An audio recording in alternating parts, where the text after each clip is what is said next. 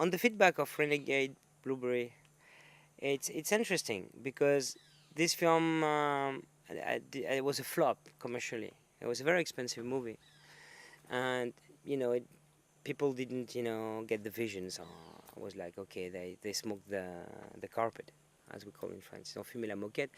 We don't understand. That's basically. But then, so it was like a miss. Okay, we miss. But then I discover, because now it's 2004, the film was released. Then I discover every time I was, receiving email coming into the jungle, there were people coming from land country because of the film, and I had weird stories about how they connect to the film, and then they come here, or and coming here, and after having seen Blueberry, because it's some part of frightening about the experience.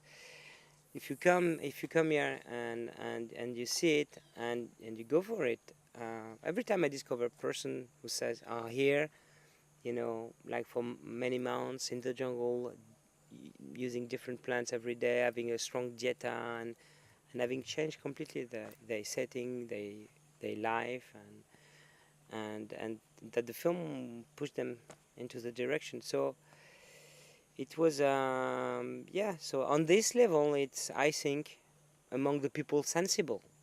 Yeah, they don't know about nothing about plants, DMT, ayahuasca, shamanism, but they see the film and something clicks that they will research.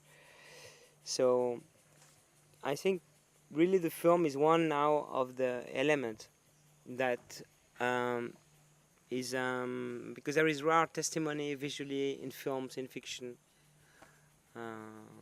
of this, you know.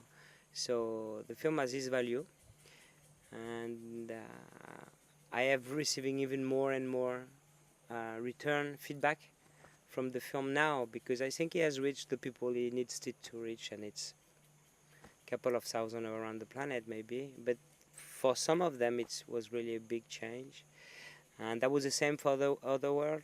It started its documentary, was released into cinema, but it was a small release, this one, and then but by the time, by the years, it get more and more known.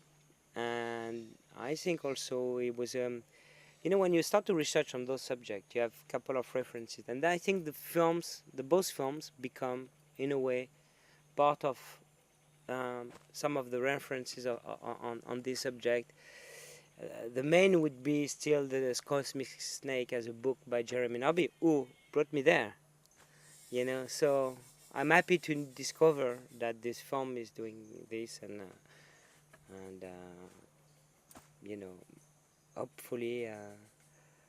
Hopefully everybody will know that, or most people, then they will be able to also see what we put in the film. It's always sometimes a mistake to